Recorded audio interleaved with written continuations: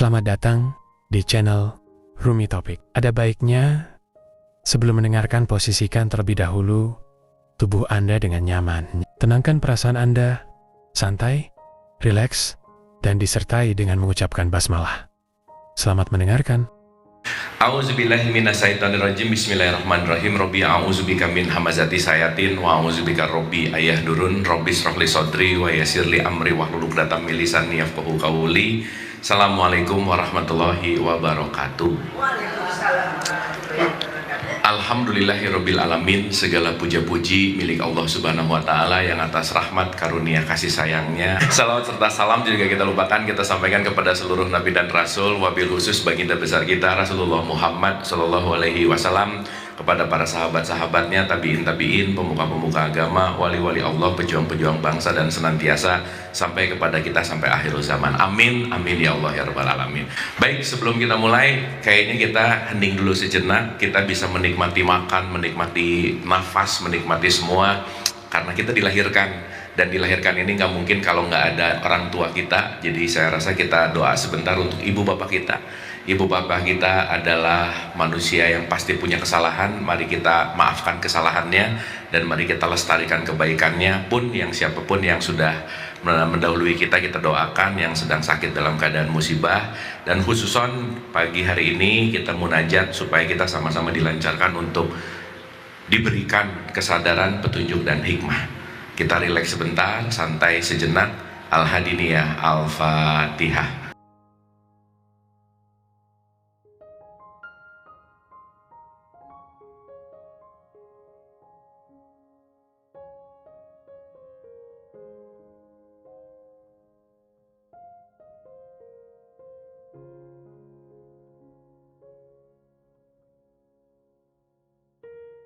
Allahumma arini al-ahsya'a kamahiyya. Amin, amin ya Allah ya robbal alamin. Terima kasih ibu-ibu, senantiasa kita lebih santai dan rileks. Seperti biasa saya mau mendisklaimer bahwa saya bukan mau ceramah, bukan juga mau tausiah gitu ya, bukan mau mengajari, bukan mau menguliahi, tapi kita hari ini seperti biasa belajar bareng gitu ya. Ibu-ibu setuju ya? Oke, belajar bareng, santai, dan syarat belajar asik tuh gembira gitu ya, gembira gitu. Jadi ibu-ibu kalau nggak gembira susah belajarnya. Tadi saya mengawali dengan satu doa yang Nabi Muhammad selalu melantunkan juga, ibu dan ibu-ibu. Kalimatnya begini: Allahumma arini al-ahsya'a kamahiyya. Apa sih artinya? Ya Allah, berikanlah aku kekuatan untuk selalu melihat seapa adanya. Oh, itu keren banget tuh. Untuk selalu melihat seapa adanya. Karena keruwetan hidup itu terjadi. Kenapa? Karena kita tidak punya skill untuk melihat seapa adanya. Karena kita nggak punya skill untuk menerima realitas. Karena kita ingin selalu menggagas. Karena ingin selalu menginginkan sesuatu yang kita mau gitu. Dan itu nanti kaitannya sama jiwa. Nah, makanya hari ini kita akan bicara tentang derajat jiwa. Derajat jiwa ini bukan ngomongin derajat Celcius, bukan ya, bukan. Bukan panasnya, bukan. Tetapi derajat itu sering disebut dengan yang namanya level gitu. Karena setiap manusia, saya pinjam hari ini dalam perspektif Ibnu Arabi. Ibnu Arabi itu seorang ahli tasawuf gitu ya, dalam perspektif teologis Islam. Dan mungkin nanti saya pinjam juga dari Mullah Sadra. Mullah Sadra juga seorang filsuf Islam, yang saya rasa kita perlu banget untuk mengetahui tentang derajat jiwa supaya kita bisa menghandle jiwa gitu. Karena gini Bu, konteks yang paling perlu untuk kita handle itu sebetulnya bukan orang lain sih, diri sendiri. Tuh kemarin ada yang nanya, kan anak tuh tanggung jawabku, jadi tanggung jawab saya sebagai orang tua gimana? Tanggung jawab jadi orang tua nomor satu, jangan nyebelin, udah itu yang paling penting. Iya, karena merasa bertanggung jawab jadi ngatur gitu. Habis ngatur pengennya ngikutin maunya aku gitu. Dan itu sekarang konteksnya wah menarik banget. Ibu-ibu, saya beberapa hari lalu diundang sama satu instansi gitu ya, diundang tentang problematika yang terjadi pada Gen Z. Kita tahu bahwa Gen Z ini dicap sebagai strawberry generation lah, dicap sebagai generasi yang rapuh lah gitu kira-kira. Dan semua orang tua komplain sama anak-anak dan cucu-cucunya yang Gen Z. Pertanyaannya, mereka juga ada karena orang tuanya, benar nggak?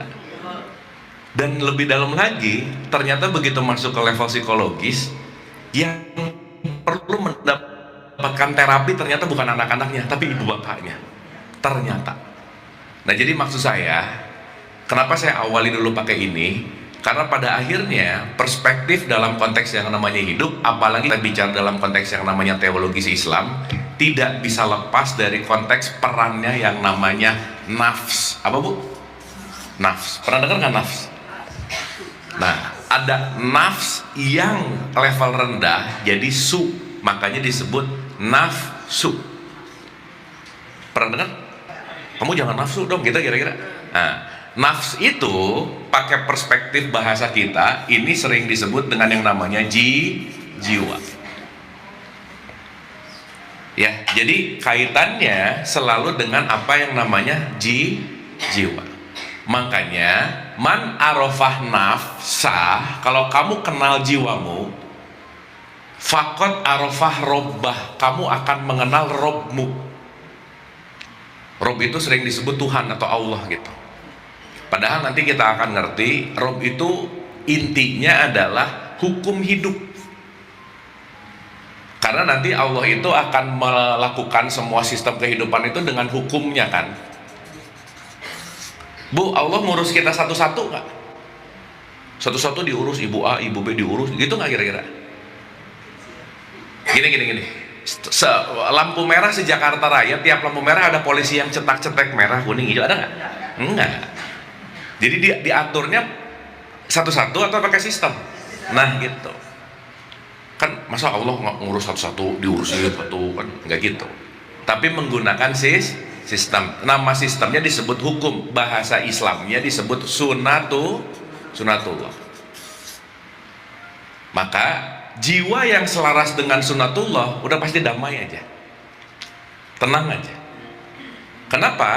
Karena nanti urusan kita tuh sebetulnya cuma dari segitiga sama sisi ini, gak ada lagi aja. Segitiga ini sering kita sebut sebagai harmoni. Harmoni itu artinya selaras, atau kalau pakai bahasa yang sering kita dengar dengan yang namanya kosmos. Pernah dengar? Kosmos itu artinya keselarasan. Keselarasan dengan apa? Keselarasan dengan Tuhan, God, sesama, dan alam semesta. Jadi kalau kita bicara dalam konteks level tertinggi dalam perspektif ajaran Islam, makanya sering disebut rahmatan lil alamin. Berarti kalau lil alamin meliputi alam nggak kira-kira? Iya, jadi gini, God itu, Tuhan itu disebut metakosmos, higher, kita disebut mikro, dan alam itu disebut makro. Maka kata kuncinya adalah harmonisasi. Jadi hidup itu bukan berkompetisi tetapi berkolaborasi gitu loh. Nah, saat orang sudah mulai mengenal dirinya, dia akan mengurangi untuk berkompetisi sama orang lain. Udah gitu inti. Makanya kalau orang tidak tahu diri, karena jiwa ini nanti ada kaitannya sama diri. Kalau dia nggak kenal sama dirinya, cenderung dia akan nggak tahu diri gitu. Pernah dengar nggak? Ini kok nggak tahu diri, begitu nggak kira-kira? Ya, orang yang nggak tahu diri, awalnya kenapa? Tidak mengenal diri. Nah, diri itu kan luas banget.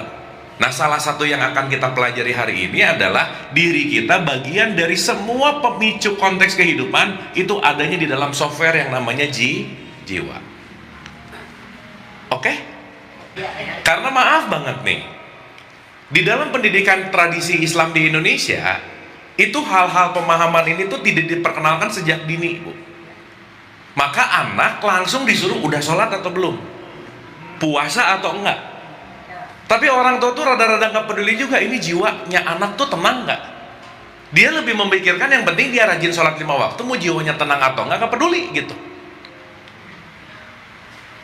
Impactnya tuh kadang-kadang nggak menjadi tujuan dan sasaran. Kenapa? Karena yang udah mindset masuknya itu adalah sholat 5 waktu, rajin ke masjid, khataman, religius gitu. Padahal Bu, maaf ya, orang yang religius jiwanya belum tentu tenang. Belum tentu.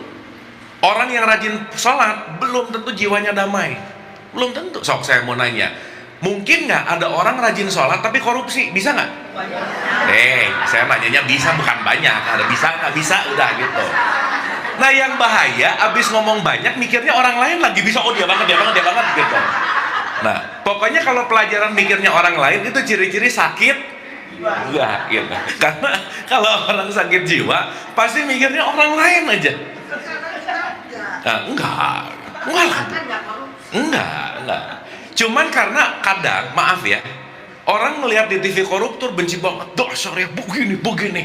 Jadi ngejudge, menghina. Pertanyaannya, yang ngomong aku bersih, aku belum nggak korupsi, kenapa coba? Belum dapat kesempatan, itu aja. Loh, betul nggak? Urusannya kan bukan masalah korupsi atau tidaknya. Tetapi jangan-jangan ketika kita melecehkan, merendahkan dan seterusnya, ya memang jangan diikutin sih. Tapi juga kita jangan juga ngejudge dan jangan juga ngerasa lebih baik gitu maksudnya. Sip ya? Karena nanti kita akan ngerti juga bahwa semua ini dipengaruhi oleh konteks yang namanya jiwa. Makanya ibu-ibu perlu digarisbawahi, agama adalah jembatan membawa jiwa kita menyatu dengan Allah gitu. Itu garis bawahnya. Agama adalah jembatan, bukan tujuan, bukan goals, tapi bridge-nya. Nah sekarang yang menarik sibuk di jembatan gak nyampe-nyampe gitu. Iya. Lah sekarang beda agama saling mengkafirkan, betul gak? Kafir. Oh itu neraka, kayak pada udah aja gitu. Menerakakan orang lain, merasa dirinya paling surga gitu. Nggak usah jauh-jauh beda agama, seagama aja yang gini sama yang gini atahiyatnya berantem, salah. Iya, ngerasa bener lagi. Allahu Akbar begitu ruku, mas kurang 2 derajat rukunya, 2 derajat diributin. Terus dalihnya emang di awal sekedar mengingatkan, saya banget ya, nggak asik gitu. Kenapa? Karena itu semua konteksnya datang dari mana? Datang dari pengendalian jiwa. Jelas ya? Jadi saya selalu menggarisbawahi kalau pakai kalimat Quran itu di surat 91 6 sampai 10 ada kalimat gini. Dan jiwa serta penyempurnaannya. Jadi kita tuh sekarang lagi melakukan pertumbuhan jiwa. Maka Allah mengilhamkan kepada jiwa itu jalan kefasikan dan jalan ketakwaan. That's your choice. Hidup ini adalah pilihan. Dan gak usah rese sama pilihan orang lain. Karena setiap kita punya hak untuk memilih. Saat kita gak terlalu sibuk sama orang lain, gak rese sama keyakinan orang lain, nah jiwa mulai rada sembuh. Berarti kalau kita mau kembali kepada Rob, contoh lagi ya, satu lagi. Bu maaf ya, orang mungkin tiap hari baca Anas, tapi kadang-kadang gak ngerti bedanya mana Rob, mana Malik, mana Ilah. Contoh, waktu sholat subuh biasanya sholat subuh nih Anas kan pasti rata-rata lah. Allahu Akbar. Kul a'udzu birabbinas Rob Tuhan, Malikinas Malik Tuhan, Ilahinas Ilah Tuhan. Tiga-tiganya Tuhan, betul nggak? Tapi ada Rob, ada Malik, ada Ilah, betul? Nah saya rata-rata nanya sama orang yang sering baca Anas, saya nanya apa sih bedanya Rob, Malik, Ilah? Jawabannya bagus. Wallahu alam bisawab. Udah yang penting baca, mau ngerti mau nggak peduli. Gitu. Ya. Akhirnya salah alamat. Doa itu kan ada yang Allahumma, betul? Tapi ada yang Robbik Firli, Robbana, betul nggak? Iya. Terus saya nanya lagi, apa bedanya doa yang Allahumma dan Robbana? Nggak tahu. Jadi nanti kita akan menyadari, Bu, satu ya, pembelajaran kita hari ini. Sadarilah bahwa setiap kita pasti punya limitasi, itu dulu aja. Oke? Gak ada yang benar-benar tahu, gak ada yang benar-benar benar, gak ada. Semuanya pasti punya limit. Yang bahaya, limitku dipakai menilai orang lain gitu. Sip ya? Sehingga kalau kita sadar limit, sadar diri, tahu diri nanti. Oh, aku gak akan cepat nyalahin, kenapa? Karena aku kayaknya gak tahu aja sih. Nah sekarang gak tahu, nyalahin. Betul nggak? Makanya kalau udah mulai tahu diri, dia akan jadi orang yang nggak sok tahu. Akhirnya dia mau terus tumbuh belajar. Nah, ini kita pemanasan dulu, nggak apa-apa ya? Ya, belum mulai, belum. Pemanasan dulu, pemanasan. Habis ini baru mulai. Nah, jadi yuk kita supaya semangat tiap bangun pagi. Rob itu artinya mendidik, Bu. Jadi Allah itu pengen mendidik jiwa kita. Berarti kalau Allah pengen mendidik, rata-rata jiwa tidak terdidik. Betul nggak? Berarti hidup ini bahasa gampangnya school of life, sekolah kehidupan, school of soul, sekolah jiwa. Jadi semua orang yang ada di bumi ini semuanya lagi sekolah jiwa, udah gitu. Berarti bumi ini rumah sakit jiwa besar. Betul? Berarti semua penduduk bumi sakit dengan kadarnya masing-masing. Jadi ibu-ibu kalau ketemu orang nyebelin, tenang aja, sesama pasien rawat jalan. Nah, dia lagi belajar, aku lagi belajar. Sehingga kalau memaklumi semua orang punya kapasitas limitasi, kita akan belajar lebih menerima daripada menilai. Dan lebih menerima daripada menilai itu nggak bisa kalau tidak dilatih.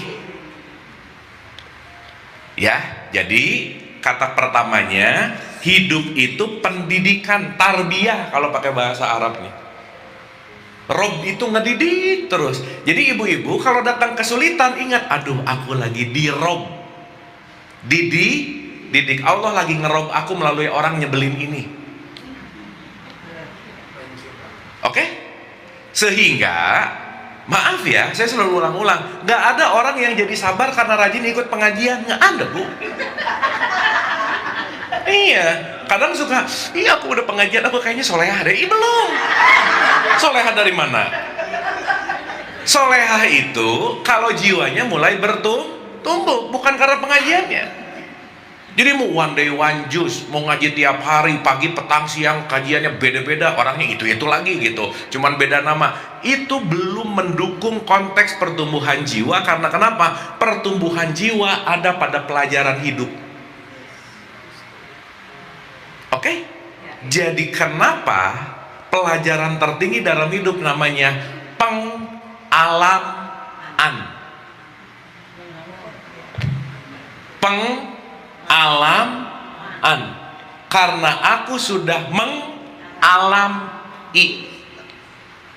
Berarti kalau sudah mengalami, udah pengalaman, aku sudah tidak pinjam telinga orang lain, mata orang lain, lidah orang lain, aku sudah bersaksi. Itulah Islam. Makanya kenapa nomor satu dalam tradisi rukun Islam nggak ada aku percaya kepada Allah, nggak ada, tapi aku bersaksi. Makanya saya pinjam dari leluhur Sunda, Bu. Leluhur Sunda tuh ngomong gini, semua apapun yang keluar dari mulut orang lain dan dari di luar diri kamu, semuanya disebut dangiang. Pernah dengar dangiang nggak? Kata ke kitanya semuanya dongeng. Dongeng itu adalah narasi. Narasi itu nyata nggak? Belum tentu. Tapi kita menganggap narasi ini nyata. Oke? Itulah kenapa makhluk yang salah satu konteks di mana yang paling tinggi tingkat evolusinya namanya manusia, kita diberikan akal oleh Allah. Diberikan apa? Karena kalau akalnya nggak dipakai, dongeng dipercaya lagi. Menurut katanya pokoknya, menurut dia aku tuh dosa. Menurut dia aku tuh Jangan lupa loh, Bu. Semua yang nyampe ke kita itu gagasan orang lain, jangan diiyain. Ibu sekarang agak kejelekan ya udah aja kata dia. Dia yang memiliki opini, betul nggak? Kenapa kita harus sakit hati? Kenapa kita sakit hati? Karena kita membuka pintu untuk menerima tanpa filter. Akhirnya semua informasi dimasukin, akhirnya nggak sadar jiwanya banyak sampah, Bu. Urusan rumah tangga orang lain ada di sini, gosip-gosip ada di sini, gitu ya. Terus deh, tiap hari semua masuk. Akhirnya tanpa sadar jiwa kita banyak sampah. Oke? Makanya dalam perspektif tasawuf ada kata-kata tazkiyatun nafs.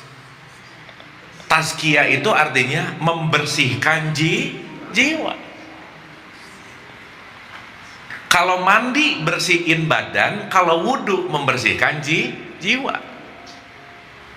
Jadi kalau sholat urusan badan, urusan jiwa. Dua-duanya kan ada gerakannya. Betul nggak? Sehingga kalau orang sibuk di gerakannya aja, jiwanya jadi nggak tumbuh. Makanya jangan heran sholat rajin, gosip jalan. Sholat rajin, korupsi jalan. Kenapa? Karena ibadahnya, ritualnya tidak menumbuhkan jiwa. Oke, Bu? Clear ya? Nanti jadi ngerti, oh ya Allah, kenapa aku tuh perlu sholat, kenapa aku tuh perlu puasa. Sebetulnya bukan harus, karena sarana-sarana itu yang sudah dibikin dalam tradisi Islam untuk membuat jiwa kita semakin bertumbuh. Jadi sholatnya itu bukan karena paksaan, bukan, tapi karena I need it. Bu, beda nggak orang melakukan karena harus, didorong ketakutan, sama aku perlu? Beda nggak? Beda. Ibu-ibu datang ke sini harus atau perlu? Perlu apa? Oh, belajar sih. Ya, keperluan macam-macam ya. Paham ya? Maka kita bisa duduk dengan santai, relax, happy. Kenapa? Nggak ada kepentingan, nggak ada intensi gitu. Karena datang ke sininya bukan dipaksa. So, kalau ibu-ibu dipaksa ngaji, datang dengan terpaksa, datang sih, tapi nggak enjoy gitu inti. Nah, di pendidikan agama sekarang, pendekatan-pendekatan ini nggak dipakai. Yang dipakai, kalau kamu nggak sholat, neraka. Mungkin untuk level-level TKSD, oke lah. Tapi kalau sekarang kita melakukan karena takut, berarti sholatnya aja jiwanya nggak kebuka gitu loh, Bu, Pak. Jiwanya tuh nggak open gitu, nggak kebuka dalam artian, waduh, gimana mau jiwa kebuka ya lagi sholat Allahu Akbar, rokaat 2, rokaat 3 ya, nah, rokaat aja lupa. Betul nggak? Sekarang saya tanya, kalau orang lupa, kira-kira serius nggak? Enggak. Berarti kalau yang sering lupa, sholatnya serius nggak? Enggak. Sholatnya kepaksa. Sok, saya mau nanya, ibu-ibu kalau habis sholat nanti zuhur, Assalamualaikum, habis sholat lega nggak kira-kira? Iya, berarti waktu sholatnya berat banget. Gitu. Lo betul nggak? Artinya, maksud saya, yuk kita mulai belajar melakukan ini semua bukan karena keharusan, tapi panggilan jiwa. Bu, tidak ada tenaga yang lebih dahsyat ketika itu datang dari panggilan jiwamu. Nggak ada lagi aja. Wah, udah strong aja udah. Karena at some point ketika yang memanggilnya jiwa kita, udah nggak ada lagi keraguan gimana, karena kenapa? Ini panggilan jiwaku. Maka maaf ya, azan itu kan bukan panggilan sholat sebenarnya, memanggil jiwa. Jadi sholatnya itu terpanggil. So, kita jujur-jujuran, ibu-ibu sholat terpanggil atau rada-rada kepaksa? Yang mana? Ya, rada kepaksa. Bu, saya pernah survei ya, ini mah fakta nih. Saya nanya 900 orang tentang sholat. Saya tanya, sholat itu nyaman, terpanggil, atau kepaksa? 80%-nya ngomong kepaksa. Iya, kalau jujur. Jadi nanti kita lihat aja respon ketika azan begitu. Allah kan, ya udahlah kelihatan lah begitu. Ya gitu. Udah asar lagi gitu. Ya, paham ya? Sip ya? Nah, jadi di pembukaan ini at least kita menyadari bahwa kita perlu banget mengenal jiwa. Dah. Saya ulangi lagi. Man arafah naf, jiwa, fakot arafah rob. Kalau kamu kenal jiwamu, kamu akan selaras dengan Allah. Berarti keselarasan diri kita dengan semesta dan Tuhan tergantung kita memanage jiwa. Berarti manajemen jiwa perlu nggak, Bu? Oh, perlu banget. Berarti semua tatanan ritual adalah hal untuk melakukan manajemen jiwa. Karena maaf ya, orang puasa nyari pahala, jiwanya nggak di apa-apain. Yang penting pahala aja. Orang sholat tahajud terutama, kenapa coba orang tahajud sekarang? Banyak alasannya. Satu, pengen proyeknya sukses. Dah. Berarti kan ada intention, betul nggak? Meskipun mau tahajud pengen proyeknya sukses, boleh nggak? Boleh aja sih. Tetapi saat interkoneksi kita dengan ritual keseharian tidak melibatkan jiwa, maka kita hanya stop di wilayah ritual, titik. Taat tapi tidak menyatu dengan Tuhan. Sibuk ngomongin nama Allah tapi tidak menyatu dengan Allah gitu.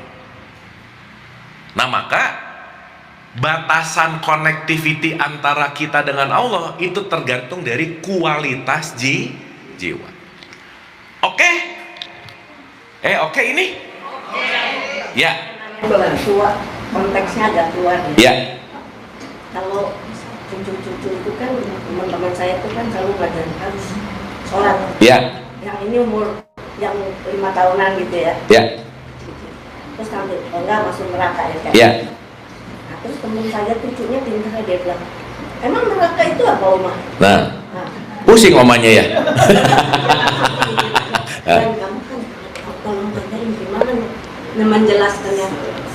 Kenapa lu paksa? Kalau saya bilang, kenapa lu paksain gitu? Kalau gue sih enggak, gue gak pernah maksain, jadi gue harus nerangin.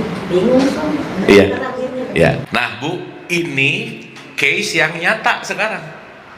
Berarti pendekatan harus takut neraka udah mulai nggak terlalu relevan di edisi generasi sekarang. Kenapa coba? Saya mau nanya dulu. Belok dikit ya. Satu, Bu. Arus informasi hari ini sama zamannya baby boomers itu jauh drastis beda.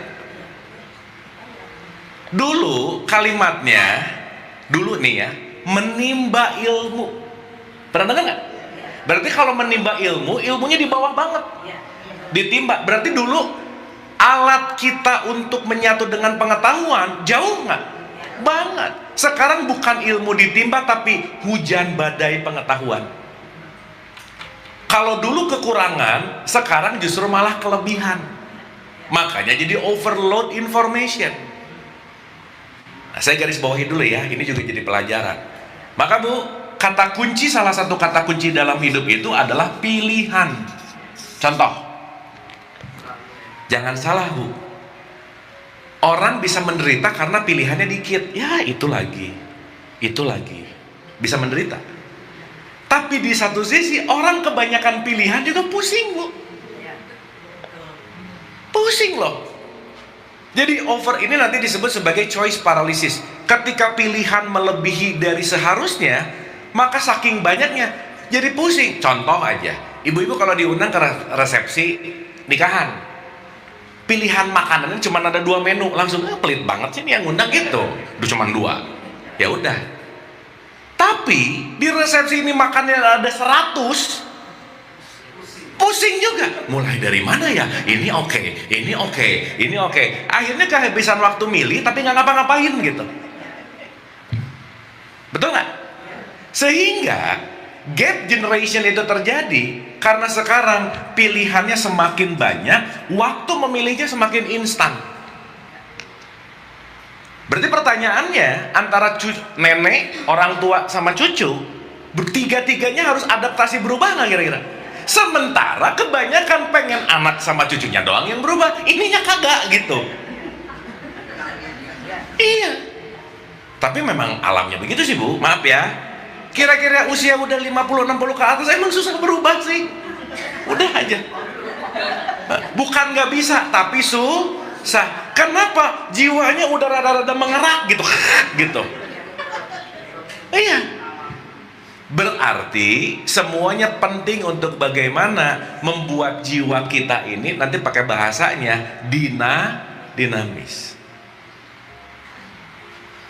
Oke? Clear ya?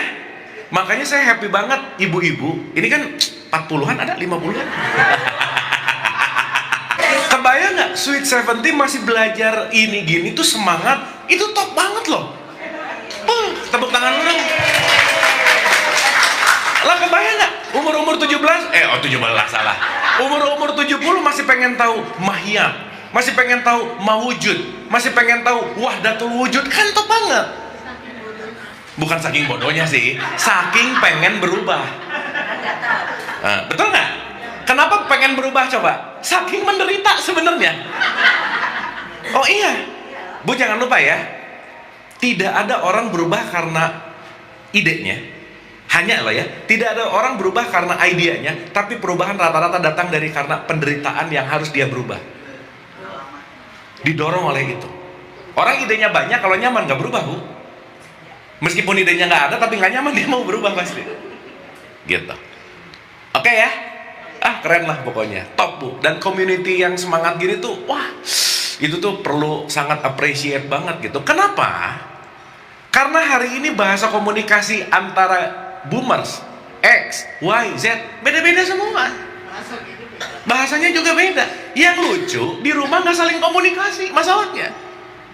Jadi perlu third party gitu. Si Z ngobrol sama orang ini atau kelompok ini, si orang itu ngobrol sama ini. Ini yang menerjemahkan. Karena di rumah diam-diaman. Serius Bu, ini terjadi loh. Makanya sekarang disebut parental alienated namanya. Tapi itu kita nggak bahas itu sih hari ini ya. Nah, tapi itu FYI, for your information aja gitu. Nah nanti kita akan ngerti pertanyaan tadi gitu. Oke Bu, sip ya. Berarti memanage jiwa, manajemen seumur hidup nggak? Jadi jangan punya mindset, udahlah aku tuh udah gini, yang penting nanti anak-anakku aja bahagia. Nah nggak bisa. Aku nggak apa-apa gini aja, nanti yang penting anak cucu bahagia. Nggak bisa, nggak mungkin anaknya bahagia kalau orang tuanya bete. Nggak bisa. Karena sekali lagi, tanggung jawab tertinggi dalam hidup bukan sama siapapun, even itu orang yang kita cintai, tapi sama diri kita. Pun tidak pernah ada yang mencintai kita sebaik kita mencintai diri sendiri. Titik. Jadi nanti kita paham bahwa life is all about my life is my making. Titik. Hidupku tergantung pilihanku. Karena ya kalau mau ngomongin agak-agak ujung-ujung nih, mau ngomong baru akad tuh kita sehidup semati, pret banget lah gitu. Lu mati-mati aja, gua nggak mau ikut, kan gitu nanti ujung-ujungnya sendiri-sendiri juga gitu. Betul nggak?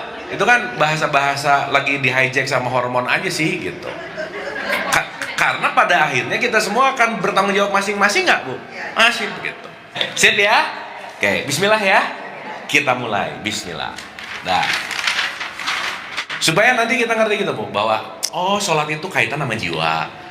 Kurban tuh jiwa. Umroh jiwa. Haji jiwa. Gitu loh. Interkoneksinya tuh ke soul gitu. Karena kalau sholat tanpa jiwa jadi olahraga. Haji tanpa jiwa pariwisata. Puasa tanpa jiwa diet. Ya udah puasa nggak kurus-kurus lagi. Ya. Berarti segala bentuk ritual yang akan jadi ibadah kalau jiwanya ditempelin di situ gitu. Ya, clear ya? Oke. Nah, sekarang kita perlu ngerti dulu mekanismenya, Bu. Udah kita agak dalam dikit nggak apa-apa ya? Pelan-pelan. Karena kalau kan ada tipikal yang cuman scuba diving di atas-atas aja tuh. Nah kita nyelam beneran nih. Iya. Karena makin ngap, makin ke dalam, makin nemu. Bu, nggak ada mutiara di atas-atas, nggak ada Bu. Mutiara itu selalu ada di dasar. Makanya saya selalu ngomong, wah kan saya banyak Bu, saya pernah diundang, Kang, kita pengajian udah 26 tahun, bus, aku tahu. Ya udah ibu-ibu kita belajar dari TK ya, iya. Begitu diajarin ke TK, lupa. Kenapa? Rata-rata ngaji main bahasa langit terus, lupa membumi gitu. Jadi kita sekarang lagi back to basic gitu, nggak apa-apa ya? Oke. Bu, kita belajar dimensi ya. Ya, kita ngomongin dulu yang namanya dimensi. Bukan demensia, bukan, beda. Dimensi. Oke. Setidaknya ada dua dulu nih. Dimensi yang tertangkap oleh panca indera itu namanya fisik. Yang kedua, dimensi yang tidak tertangkap oleh panca indera namanya non fisik. Oke? Nah, saya pinjam bahasa Qur'annya nih di surat 57 ayat 3. Huwal awal wal akhir, dialah yang awal, dialah yang akhir, dialah yang zohir, dialah yang batin. Jadi kalau ada kita ngelihat panca indera namanya zohir. Tapi melampaui panca indera namanya batin. Nah, kenapa di Al-Baqarah awal langsung ngegas ngomongin ini? Openingnya Quran. Di surat 1 itu kan Al-Fatihah ya Bu. Masuk ke Al-Baqarah langsung alif lam mim zalikal kitabu la raiba fi hudalil muttaqin. Saya nanya, takwa itu urusan zohir atau batin?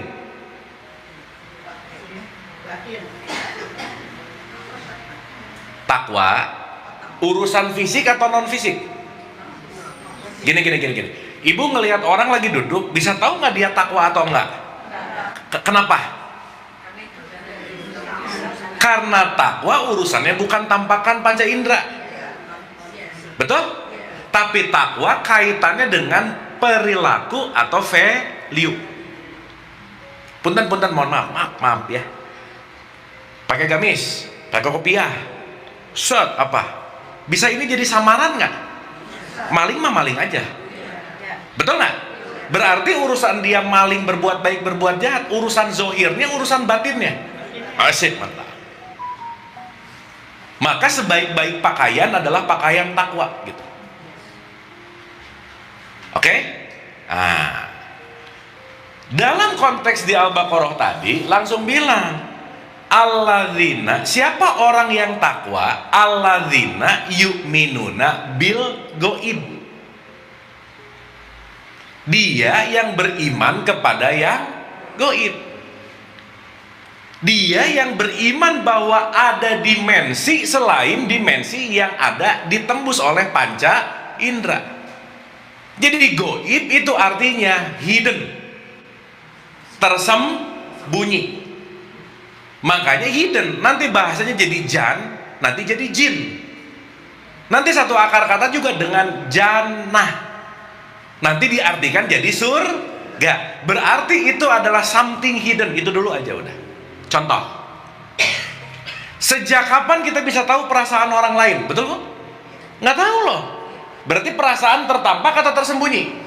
Berarti perasaan orang itu goib buat aku.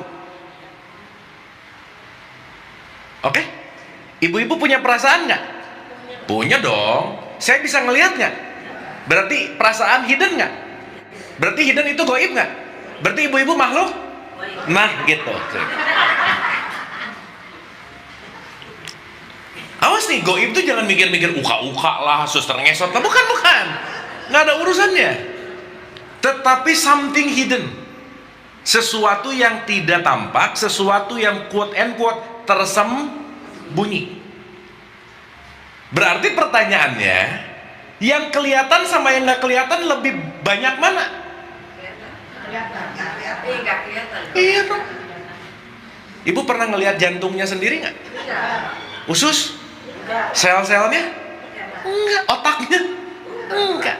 Apalagi paham ya? Berarti something, sesuatu yang hidden itu pasti lebih besar daripada sesuatu yang tampak. Jadi maksud saya, jangan tertipu asal tampak langsung menilai gitu maksudnya. Lihat gini, set, pakai kalung tanda salib nih, ke neraka nih kayaknya. Jangan, Bu. Misalnya, karena kita udah punya mental image tentang simbol menjadi sesuatu penilaian. Betul nggak? Belum tentu loh orang pakai bulan bintang soleh, pakai salib nggak soleh, kita nggak tahu loh. Sip ya? Berarti kita ngerti dulu nih, ada sesuatu yang zohir, ada sesuatu yang batin. Kalau pakai persentase, berapa persen banding berapa persen? Ini 1%, ini 99%. Clear ya? Berarti penilaian kita sama siapapun, ingat, kadarnya cuma 1%. Dengan perbandingan ini, simply Bu, tidak punya kekuasaan kita untuk menilai orang lain. Terlalu banyak yang kita nggak tahu. Oke, sampai sini? Clear ya?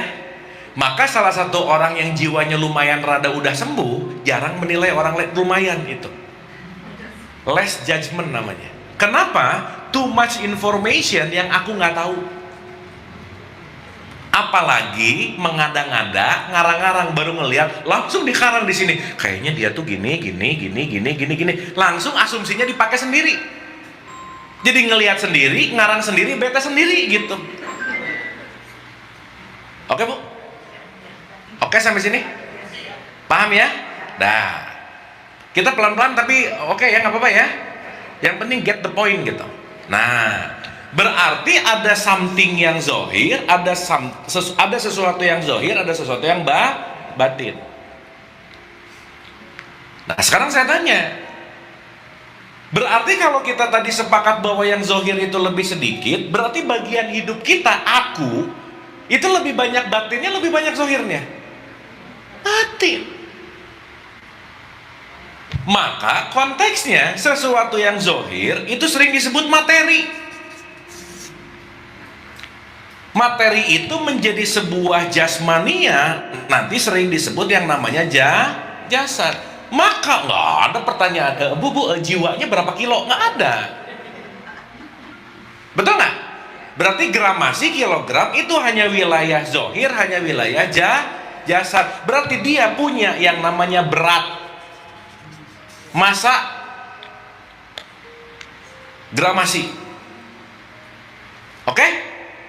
Nah, sekarang kalau orang hidupnya berat banget, jangan-jangan terlalu materialistik gitu aja udah. Kenapa? Jangan lupa, kita ini adalah batin yang sedang dikasih kemasan jasad. Yang aslinya kita tuh bukan jasad ini, bukan. Menurut perspektif ini. Makanya batiniah kita sering disebut fitrah. Jadi kalau disuruh kembali ke fitrah, maksudnya kembali ke batinmu, back to your origin. Karena kenapa? Kamu adalah batin yang sedang menjadi manusia.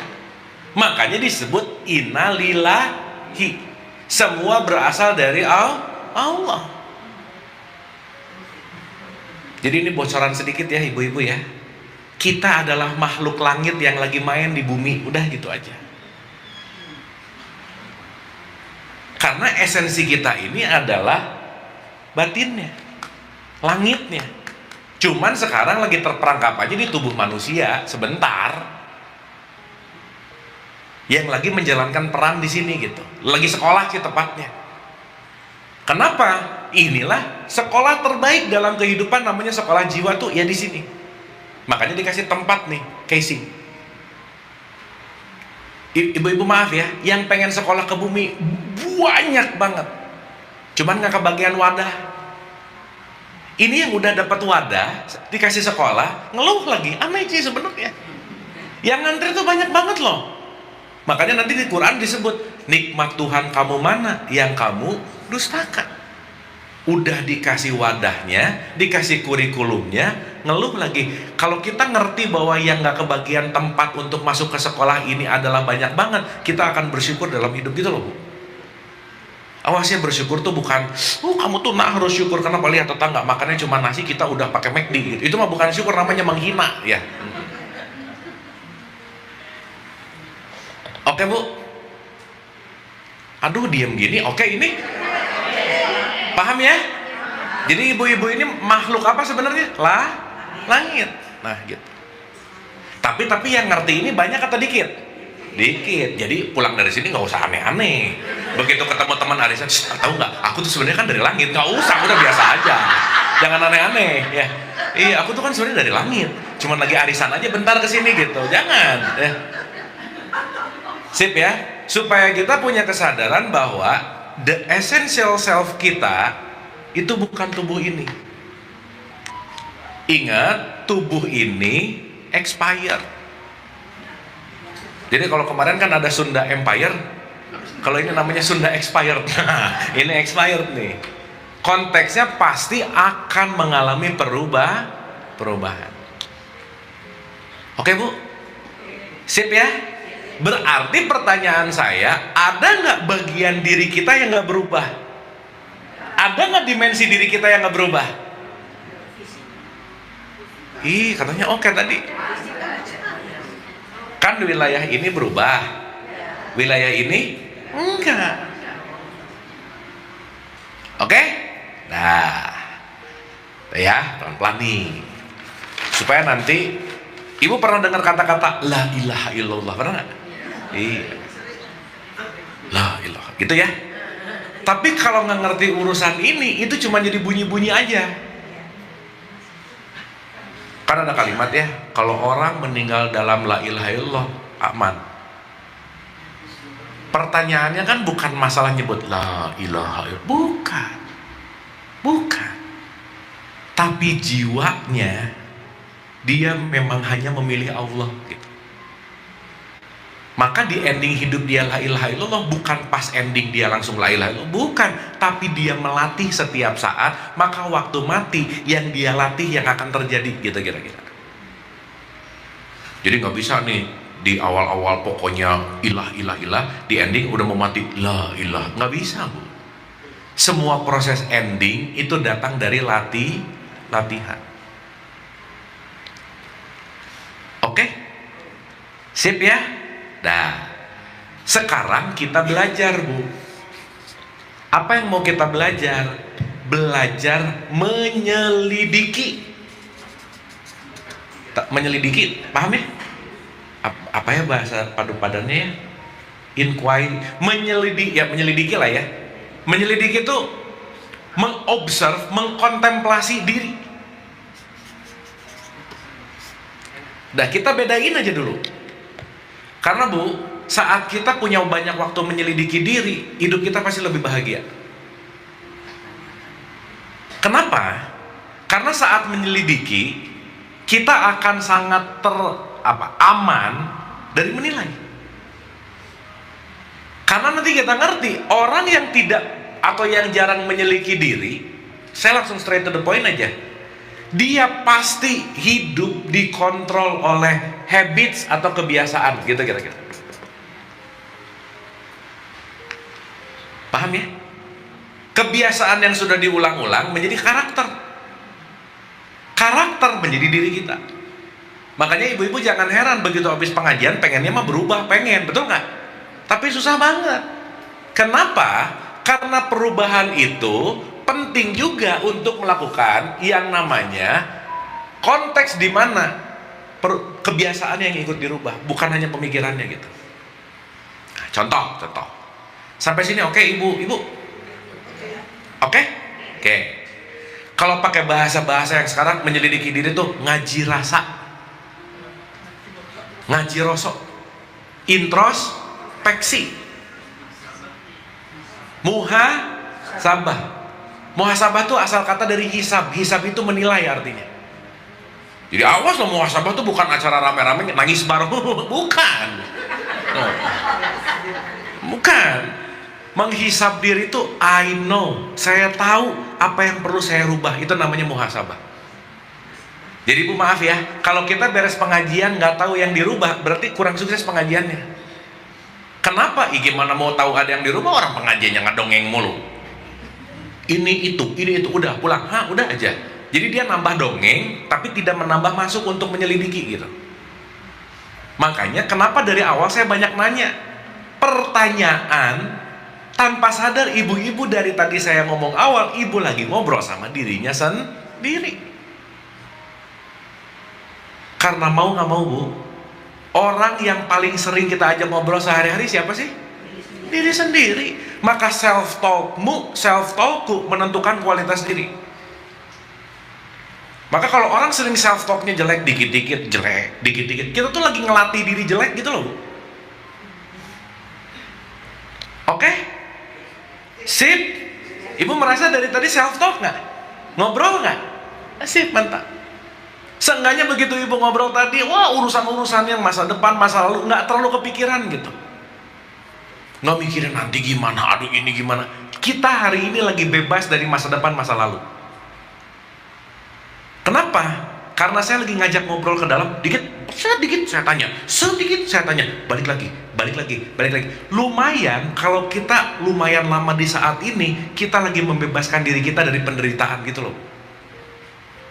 Kan nggak ada yang menderita sekarang, betul nggak? Kenapa coba? Nggak dipikirin masalahnya. Berarti masalah itu ada kalau dipikirin. Kalau nggak ada nggak? Enggak. Jadi ibu jangan heran kalau orang sekarang dikit-dikit terbang ke Swiss, terbang main. Mereka bukan banyak uang, banyak pikiran, intinya gitu. Jadi liburannya tuh bukan itunya, banyak pikiran gitu. Dia kesana ngomongin healing, tapi nggak diberesin, pulang sama aja. Oke? Sip. Nah, jadi Bu sebenarnya pembahasan di sini nggak ada yang penting sih. Quote and quote ya. Yang paling penting adalah ibu datang mau self talk itu. Soalnya ini bulan depan juga lupa lagi udah. Tapi ibu dapat momen self talk, dapat momen hadir utuh, dapat momen kehangatan, dapat momen penuh cinta di sini, betul nggak? That's the point. Nah, hasilnya kalau pulang dari sini dilatih, jiwanya membaik. Kalau nggak dilatih, ya sama aja. Tapi seenggaknya kita punya jeda 1 jam 2 jam ini, at least ibu-ibu jiwanya istirahat. Istirahat dari cemas, istirahat dari khawatir, istirahat dari stres. Oke? Sip? Ibu-ibu lagi ngerasa resting nggak soalnya sekarang? Iya, happy gini, ceria gitu. Kenapa coba? Sisi julid, dengki, iri dengkinya lagi nggak nyala, masalahnya lagi off, bukan hilang. Nah, beres pengajian, wabillahi taufiq wal hidayah, assalamualaikum warahmatullahi wabarakatuh, nyala lagi semuanya. Iya, makanya barusan di pengajian ngomong jangan julid, keluar langsung ngegosip sih, kamu tahu nggak dia? Balik lagi ke habits gitu. Nah, berarti poinnya adalah semua hasil tergantung latihan. Sip Bu? Makanya disadari nggak kenapa sholat diulang-ulang 17 rakaat? Latihan. Puasa 1 Ramadan penuh, latihan. Kalau nggak 1 Ramadan, Senin Kamis, latihan. Semua ritual itu sebenarnya latihan. Jiwanya yang dilatih. Ya, dapat ya? Clear ya? Pokoknya Bu, at least ibu pulang dari sini lebih gembira dari sebelumnya. Sukses aja udah. Sip. Mau nanti berubah lagi, ya udah aja. Ya. Yang penting saat ini kita liberate sesaat. Bu maaf ya, di era modern momentum liberate ini mahal banget Bu. Aduh Bu, orang tuh hari ini bahkan banyak orang yang gak punya waktu buat dirinya sendiri. Coba kebayang gak? Aduh Bu, nggak kemarin aja sih, saya udah punya pengalaman 1 tahun tuh saya sekitar ada berapa ya, 400 jadwal lah setahun. Researchnya itu sekitar 200-an jadwal gitu. Berarti saya udah bisa ketemu orang 1 tahun bisa ribuan lah. Kebayang gak Bu? Setiap saya nanya nih sama teman-teman yang seminar, saya tanya gini, teman-teman, siapa orang yang paling berharga dalam hidupmu? yang jawab dirinya itu cuma 1%. Rata-rata ibunya, bapaknya, anaknya, kembarannya. Meskipun yang jawab pasangan juga dikit sih, nggak jarang ya. Siapa yang pasangan? Wah, jarang banget lah udah gitu. Jadi nomor 1 yang paling jarang diri sendiri, yang 2 pasangan. Bu, kebayang nggak? Kalau saya tanya siapa yang paling berharga, yang pop up di pikirannya aja orang lain, berarti dirinya hilang. Ini kalau ditanya satu-satu gitu juga sih kayaknya. Siapa sih yang paling precious? Ini. Lah, kok nggak jawab diri? Baru nyadar loh. Iya ya. Kok saya nggak ngejawab diri saya ya? Salah satu, ini bahasa gini, alienated itu artinya teralienasi. Salah satu orang yang teralienasi dengan jiwanya, dia lupa untuk caring self, Bu. Nggak sayang sama dirinya. Yang dia rawat orang lain, yang dia peduliin orang lain. Jadi dia sok-sok jadi superhero gitu loh, Bu. Nah, doa aja ngedoain orang lain mulu gitu, misalnya. Ya, dikit-dikit nih, lain ke sini. Bu, ada 3 tipikal nih. Level paling rendah namanya egois. Di tengah-tengah namanya altruis. Egois itu baik buat aku, nggak baik buat orang lain, tuh egois. Yes ke dalam, no keluar. Orang mau rugi, terserah, yang penting gua oke. Nah, itu egois. Nah, di level 2 namanya altruis. Ini kebalikannya. Nggak baik buat aku, tapi baik buat orang lain. Jadi yes keluar terus, tapi no ke dalam. Tipikal altruis ini sering disebut orang baik, Bu. Ini orang jahat. Yes man. Jadi dia nggak berani bilang enggak. Nggak enakan, people pleaser, oke aja pokoknya. Padahal dia lagi membakar dirinya untuk menghangatkan orang lain. Kebakar terus gitu. Makanya orang baik selalu lebih menderita daripada orang jahat. Jadi ibu-ibu mending jadi orang baik atau orang jahat? Awas jangan aneh-aneh. Bukan, yang nomor 3 sadar namanya. Kalau sadar, dia di titik tengah. Kapan dia ngerasa oke, kapan enggak usah nggak enakan. Tapi timur tuh gitu banget sih. Bu, timur. Mukanya senyum, pagi pak, ke atasannya. Dalam hatinya, mati aja lu, gitu. Saking sebelnya sama atasannya. Tiap hari ngomong toksik, tiap hari ngomong gak nyaman, tapi gak mau resign, aneh. Gitu, Bu. Dan it's happening loh. Sekarang, currently happening nih. Nah, jadi kalau kita pandai menguasai jiwa, kita gak terjebak di altruis sama egois, enggak. Karena orang baik rata-rata pengen terlihat baik terus. Jadi bisa jadi pura-pura so baik. Padahal ketekan, Bu. So, ibu perhatiin ya di berita-berita. Ketika berita pembunuhan misalnya, tetangganya diajak ngomong, ini, waduh, padahal orangnya tuh baik banget. Dia suatu saat kalau meledak, dia akan melakukan sesuatu yang lebih mengerikan dari orang jahat gitu. Nah, sekarang saya tanya, jadi egois, jadi altruis, jadi sadar, itu urusan batiniah kita atau urusan jasmaniah kita? Berarti urusan jiwa nggak kira-kira? Top, mantap. Nah, sekarang kita kenalan nih sama si jiwa. Duh, cuman mau ngomong ini dari tadi tuh, Bu. Tapi kalau langsung ke sini nanti puyeng. Kalau saya ngomong, Ibu ada 7 derajat jiwa, amarah, lawamah, mulhamah, pusing.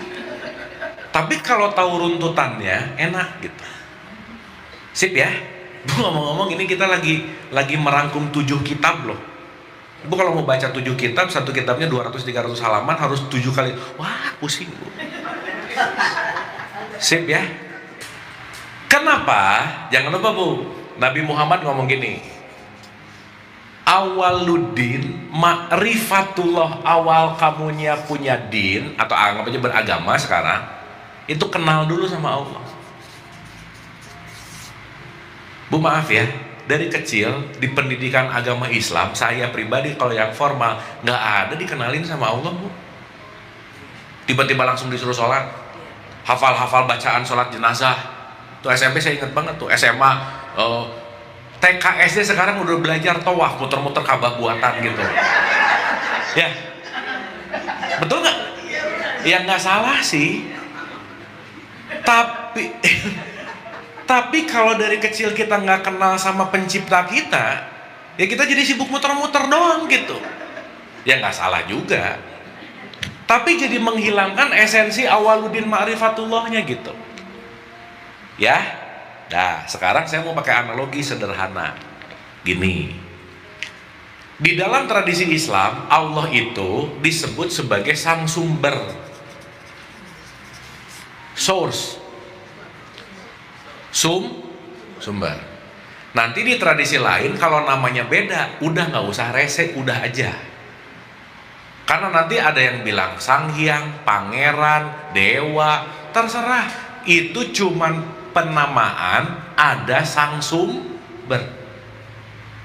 Ini ada orang cuman beda AL, AH sama AL, OH, Allah dan Allah bisa berantem.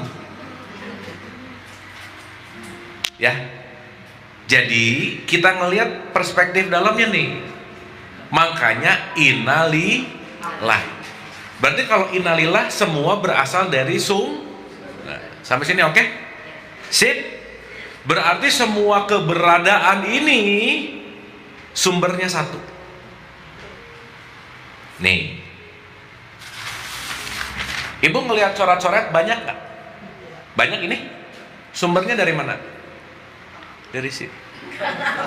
Enggak, dari spidol. Spidol yang sama akan menciptakan ribuan coretan. Paham? Nah, ini saya mau ngomongin dimensi nih. Bagi dua ya, ibu-ibu ya. Ada dimensi resolusi tinggi, ada dimensi resolusi rendah. Ibu motret pakai Nokia jadul, bunganya, patungnya sama pakai iPhone terbaru, tingkat ketajamannya beda nggak kira-kira? Padahal patungnya sama nggak kira-kira? Jadi nanti ngerti Bu, pohonnya tetap pohon yang sama, burung terbangnya tetap burung terbang yang sama, gunungnya tetap gunung yang sama, tapi resolusinya lebih tinggi. Ngelihat gunung itu udah menggunakan kesadaran terbaik, kita bisa nangis dan bersyukur loh. Kita bisa menyatu dengan itu. Dua orang ngelihat gunung yang sama, yang satu pakai resolusi tinggi, yang satu pakai resolusi rendah. Yang satu cuma ngelihat, oh itu gunung. Tapi yang satu, dia punya different kind of point of view gitu. Paham? Oke? Nah, begitu juga jiwa. Kalau jiwanya di resolusi rendah, yang dia lihat begitu datang, tasnya merek apa ya? Nah udah rendah aja. Ini bajunya merek apa nih? Yang dia lihat tampilan, sosok, bentuk, itu resolusi rendah. Tapi ketika ngelihat siapapun, oh dia dan saya sumbernya sama. Karena di dalam dia dan di dalam saya, sumbernya itu juga. Mau dia manggilnya A, mau aku manggilnya B, kita sama satu sumber. Disepakati sumber yang sama itu disebut sesama manusia. Paham Bu? Sekarang saya mau nanya, kalau orang di resolusi tinggi ngelihat sumber yang sama, kira-kira akan banyak pertentangan, perdebatan dan berantem nggak kira-kira? Kenapa? Karena dia ngelihat sumber dan dia tidak terlalu sibuk dengan perbedaan.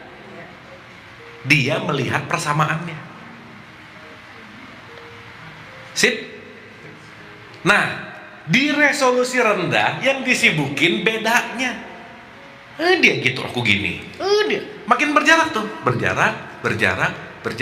Maka orang di resolusi rendah, maaf nih, dia akan sibuk dengan tulisannya, tapi dia lupa bahwa semua tulisan datang dari spidol yang sama. Paham Bu? Sip ya? Jadi manusia resolusi tinggi dengan jiwa yang resolusinya tinggi, Dia akan melihat siapapun, mau dia pakai salib kek, mau dia pakai daster kek, mau dia pakai terserah, yang aku lihat manusianya. Tapi resolusi rendah, yang aku lihat identitasnya, dasar orang anaknya. Oh udah, anak bapaknya dibawa-bawa gitu. Bu, kenapa sih kita perlu untuk memaafkan? Saat kita tidak memaafkan, kita akan makin sempit hidupnya, Bu. Contoh, kalau orang lagi berantem, dia pengen pasti add on plus one. Itu salah satu rumus. Contohnya gini, dia ngomong satu binatang, pengen ngebalas satu kebun binatang, gitu loh. Betul nggak? Iya. Makin sempit nggak?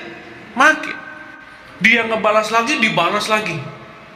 Nanti kita akan sibuk sama sesuatu yang gak relevan. Jadi benci sama bapaknya, dasar anaknya, bapaknya dibawa-bawa. Betul nggak?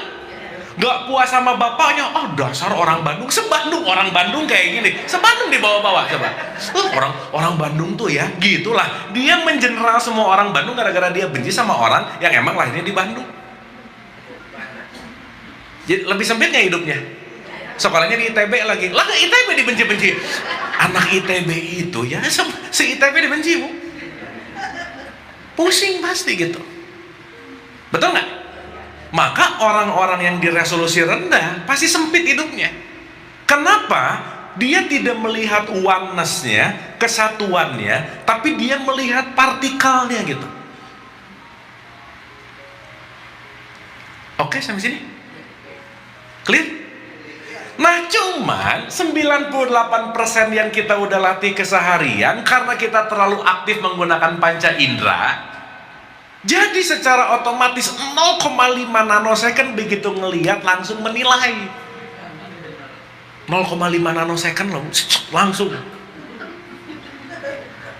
Iya serius, Bu. So, ibu-ibu rasain nih, lagi jalan ke mall, lagi pengajian, lagi arisan, begitu ngelihat ada orang atasannya biru, bawahnya putih, ininya kuning, langsung ini pelangi mau kemana ya gitu. Ini bendera mau digerek kemana ya gitu. Itu tuh kejulidan itu tuh mendarah daging gitu loh. Refleks. Jadi pasti yang dilihatnya yang jeleknya dulu gitu. Kulitnya gini, nilai gitu. Dan itu tanpa disadari. Oke, Bu? Sip ya? Nah, maka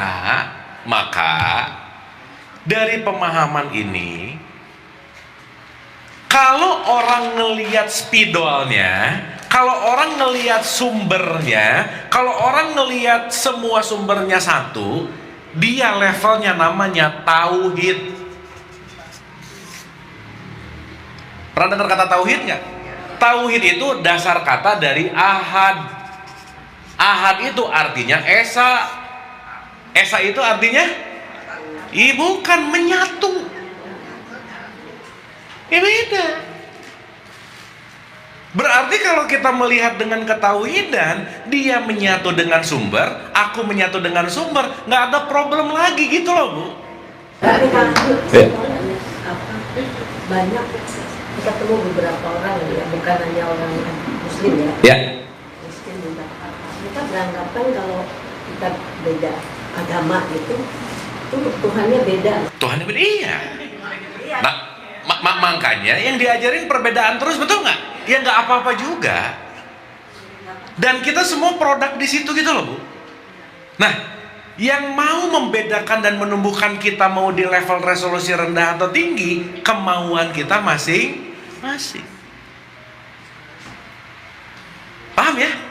Makanya founding father kita kan keren banget. Kenapa nomor satunya? Ketuhanan yang Maha Esa. Ketuhanan berarti ngomongin sifat, bukan ngomongin nama Tuhannya. Berarti sifat Tuhan yang gak pernah terpisah, semua kita menyatu dengan Dia, gitu loh, Bu. Keren banget, top banget. Ya tiap upacara Pancasila bunyi doang masalahnya. Ya tapi nggak apa-apa juga sih. Ya kan juga semuanya pilihan. Berarti Apa coba sekarang kalau boleh saya tanya? Aplikasi la ilaha illallah apa coba Bu? La ilah, tidak ada ilah, tidak ada atribut, tidak ada sesuatu kecuali Allah itu sendiri. Contoh, identitas atribut bukan? Merek tas, garis keturunan, jabatan, gelar. Jadi saya sudah tidak la ilah, la bukan namanya, la bukan gelarnya, la bukan statusnya, la la la la la la, la. Aku hanya melihat Allah di situ. Damai nggak Bu kalau gitu? Tapi yang ngerti ini kan 1% aja, nggak apa-apa. Tadi Ibu bilang, lah Bu, satu pakai merah, satu pakai putih, beda warna, bisa berantem. Kalau lagi pemilu sih, bisa berantem. Betul nggak? Berarti kata kuncinya, sorry to say, saat kita sibuk dengan ilah, tapi jangan-jangan lupa sama Allahnya gitu loh. Sip? Makanya kita disuruh rahmatan lil muslimin atau lil alamin? Alamin. Finishing ya hari ini ya Bu. Ngomong-ngomong sampai tahapan ini ada sesuatu yang diambil, get something gitu ya. Oke gitu, ada sesuatu, seenggaknya ada satu sparkling gitu, idea apapun.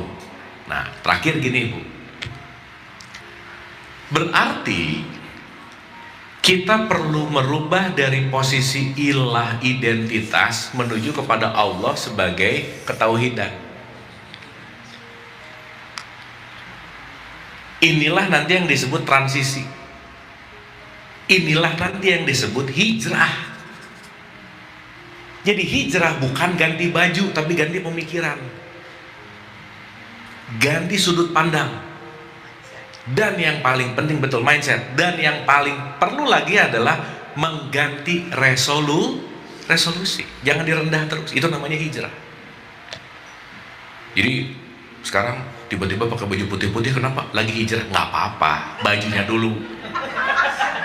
Seenggaknya dia merubah kebiasaan yang asalnya pakai hitam terus jadi putih. It's okay. Tapi itu gigi satu. Gitu. Jadi sekarang tiba-tiba kayak kelihatan, nggak apa-apa. Tapi jangan nanggung gitu. Sip ya.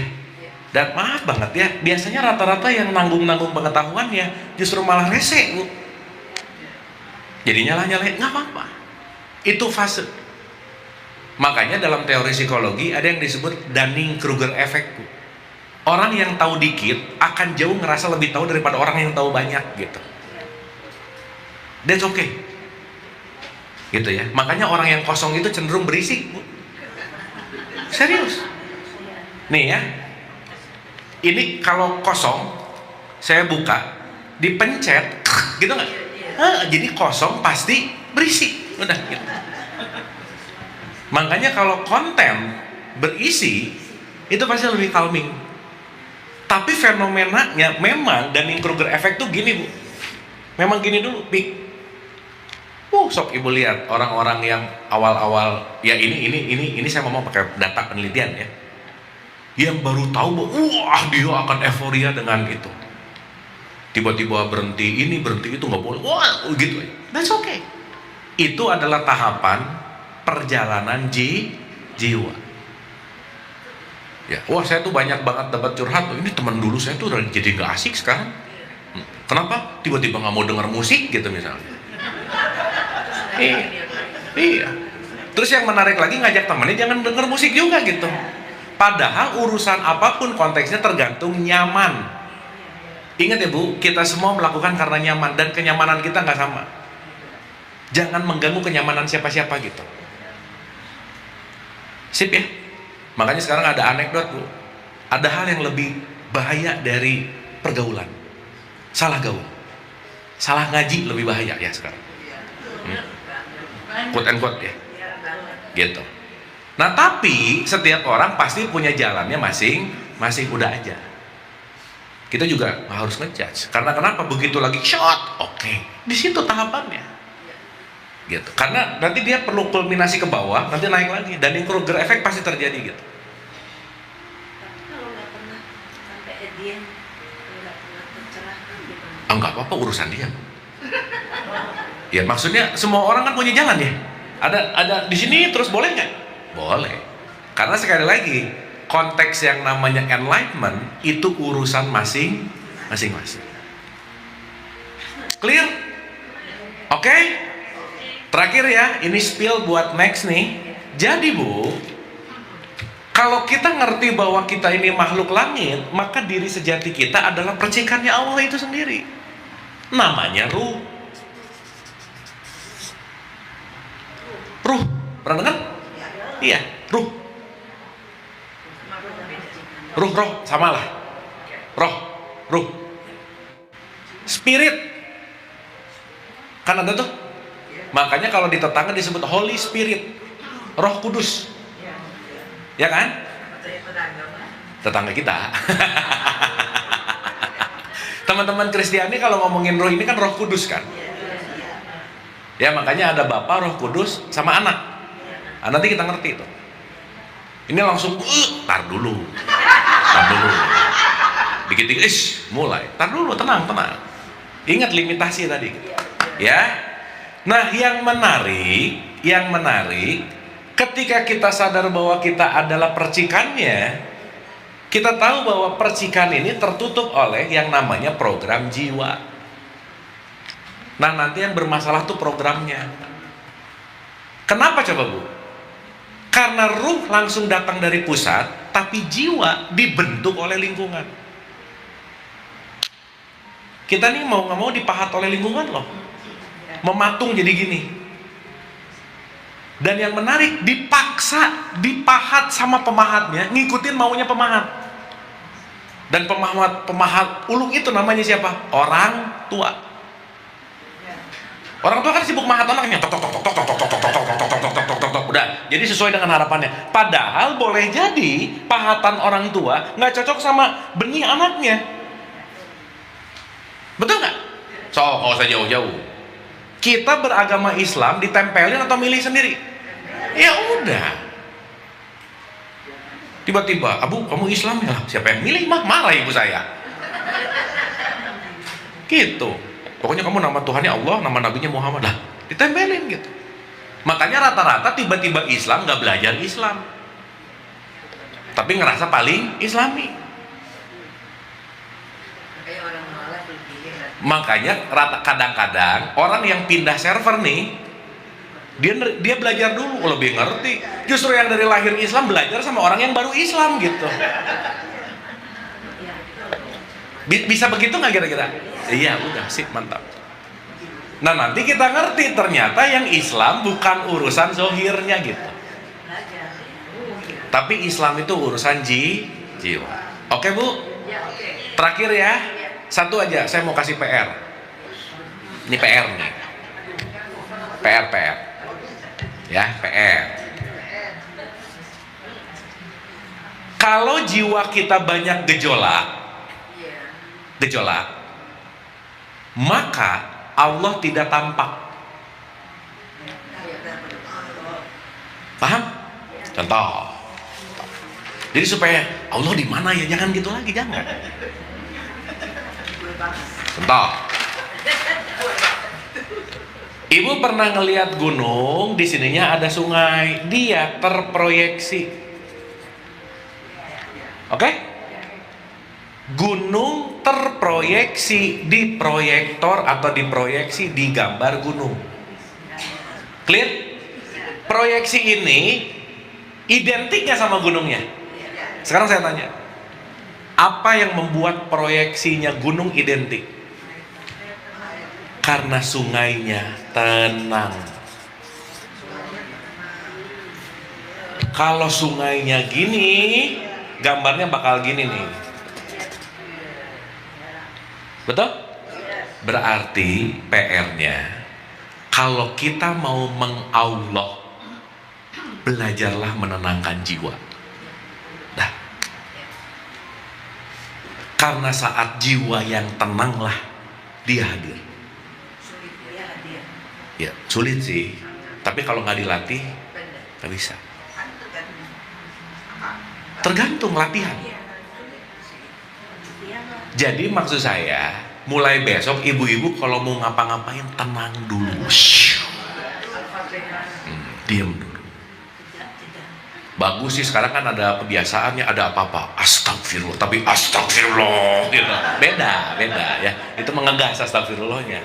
Nah, maksudnya berilah ruang sejenak supaya jiwanya tenang. Jangan reaktif. Ibu bisa bedain reaktif dan responsif nggak? Kalau reaktif kayak kucing lagi dikasih bulu-bulu, kesini gitu. Berarti kucing dikendalikan oleh si bulunya nggak? Berarti dia tidak mengendalikan dirinya sendiri.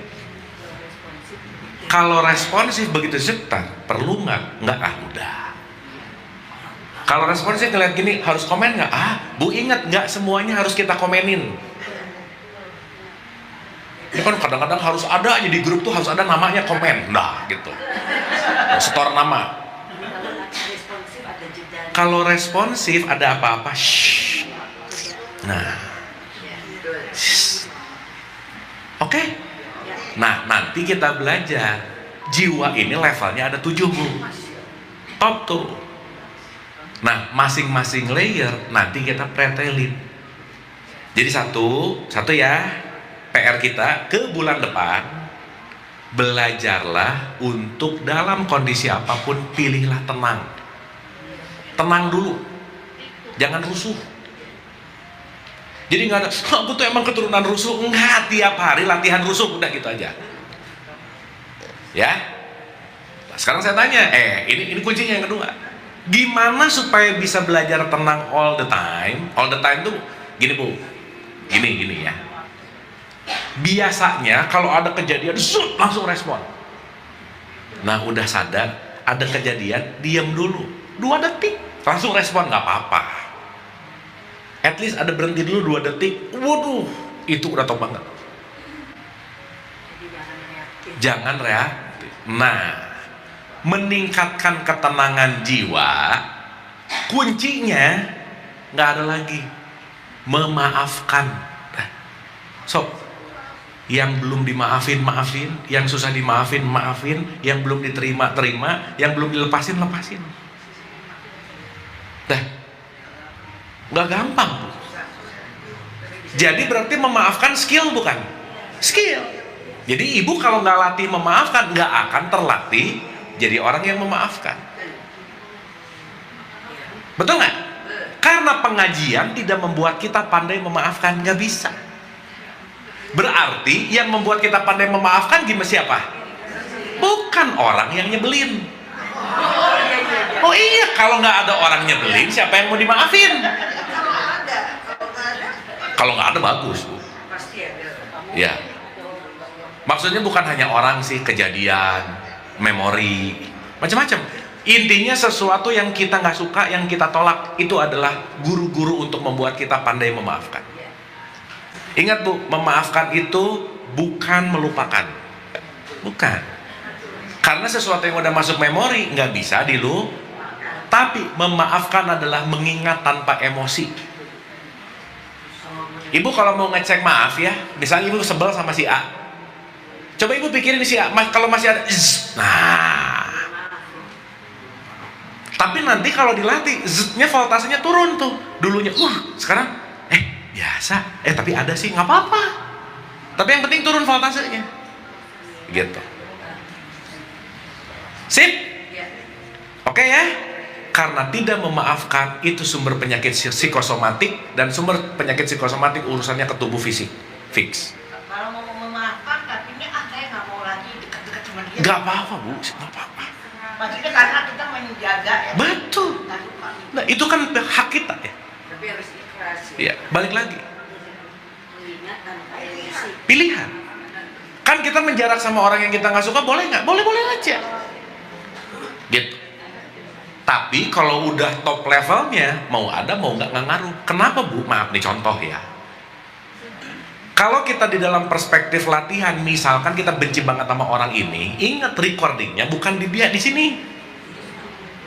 Ini orang mau dikirim ke Pluto Bu, udah jauh. Ya. Di sininya masih ada, kesuat-suat ingat, kesal juga nggak kira-kira? Berarti bukan urusan orangnya. Betul nggak? Regulasinya ada pada jiwa. Oke? Top deh. Alhamdulillah. Bangga Ibu. Kalau sunatullah tadi kan Kang Abu bilang kita udah usia tua susah untuk berubah. Iya. Sementara di Quran kan sunatullah kalau usia kita semakin tua tuh akan makin susah. Gimana kita menyadari manusia itu kalau yang kita baru belajar agama misalnya tahu bahwa itu sunatullah.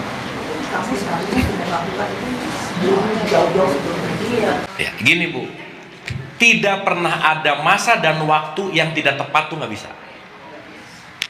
Semua akan tumbuh sesuai dengan waktunya. Semua akan mendapatkan giliran jatuh temponya. Udah Bu. Jadi Ibu nggak usah khawatir bahwa, aduh tahu gitu ya. Contoh, aduh tahu gitu ilmu ini tahu dari 30 tahun yang lalu. Ya nggak juga kali. 30 tahun yang lalu kan masih party gitu. Nggak apa-apa. Nggak apa-apa. Yang rugi belajar gini mulu nggak pernah party, pusing juga rugi. Ibu enak party dulu baru begini, bener nggak? Party dapat, solehah dapat. Iya, dari kecil belajar gini mulu nggak pernah party ya. Sesuai. Udah mending gitu Bu, udah nggak apa enjoy. Nah, ya, karena sekali lagi selalu pasti ada jatuh tempo yang tepat. Jadi jangan, pokoknya nggak usah judgement aja Bu. Dah, apalagi ngejudge diri. Dah. Iya, ngejudge diri itu maksudnya, aduh tuh gitu, nyesel. Iya. Feeling guilty, itu kan lagi judge self. Jangan Bu, udah aja. Maksudnya jatuh tempo apa maksudnya?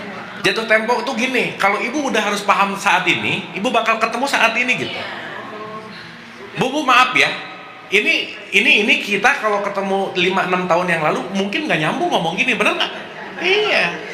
Karena Ibu nyari, saya nyari, belajar bareng, ketemu di titik tengah sekarang.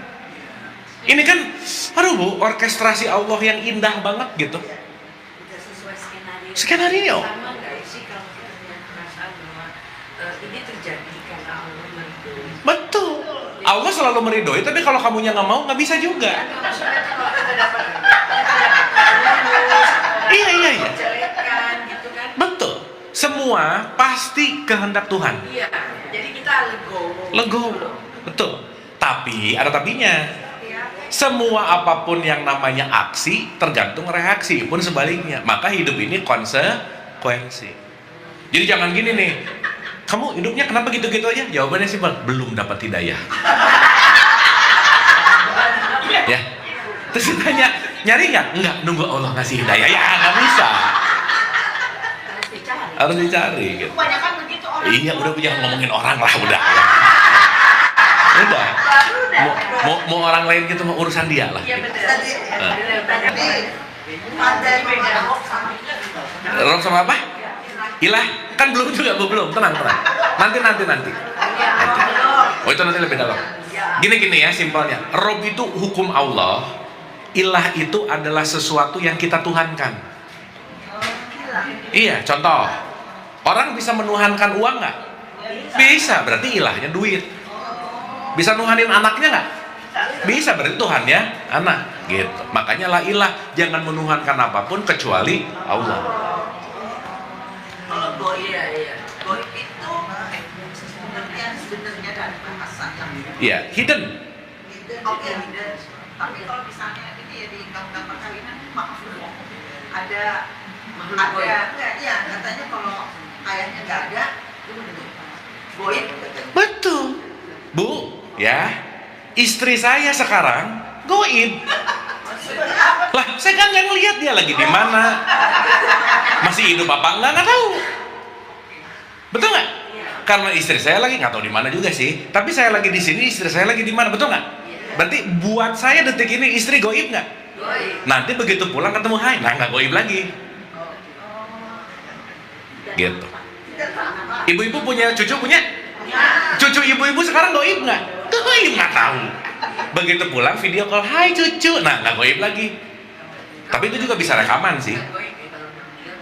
Nanti beda ceritanya, tenang. Karena meninggal itu bukan udahan, bukan.